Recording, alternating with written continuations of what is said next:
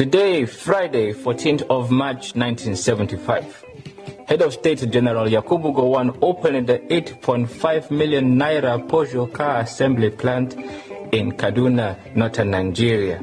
It is a predecessor to the 11.5 million naira Volkswagen plant Gowon will open in Lagos next Friday.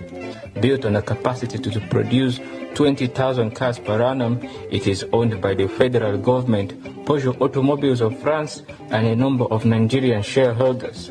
Today, March 21st of 1975, Nigerian Head of State General Yakubu Gowon opened Nigeria's second multi-million-pound motor plant at a site on the outskirts of Lagos.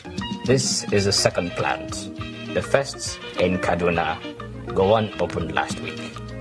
The 11.5 million naira plant is expected to have an initial production rate of 60 cars a day. Rufai, before I take your comment on this story, we'll have to go on a short break, but how amazing were those plants? We'll take a short break now, and when we come back, What's Trending on the Morning Show will continue. Stay with us.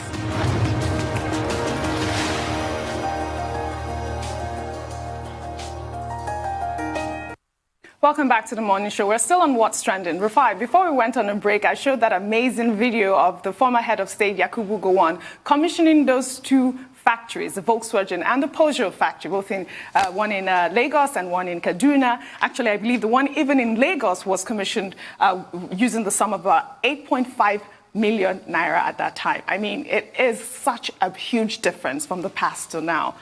I mean, that's the Nigeria we all talk about with nostalgia. And let me just take you through a picturesque of that 70s era. 72, 73, Yom Kippur happened. Crude oil prices rose from $3 per barrel to $12 per barrel. There was a boom in Nigeria economy. We had just come out of a war. Nigeria had money. That same Yakubu Gowon was attributed to have said, the problem is not money, but how to spend it. A lot of people are disputing that today, that do we still have that money? There was a third industrial plan going on. Factories came in. We had Peugeot Automobile of Nigeria. We had Volkswagen. That Volks bus stop is still there today in Lagos, around Sele Jesha area of Lagos. It's not working any longer. It's all gone. It's all gone. Nigeria had so much money. Then we had the cement armada. It was in that same 70s, started wasting money in this country. Corruption started. 250 ships parked at the ports, brought in cement.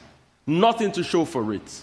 It was that same 70s we had the Udoji Commission review civil servant salaries, and they paid workers something called the Udoji Awards.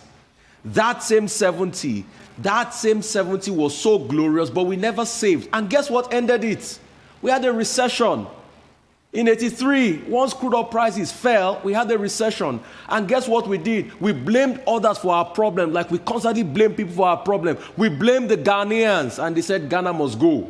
So we packed them up on our borders and drove the Ghanaians out, not knowing that our ineptitude, massive corruption had killed us in this country. We tried to wriggle our way back. Then we went to steel. 83, 84, we set up DSC, Delta Steel Company.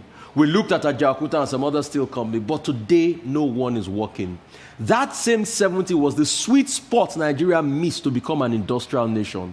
Most of the wealth we made from that same 70s could have been plowed to the industrialization of the nation. But what did we do?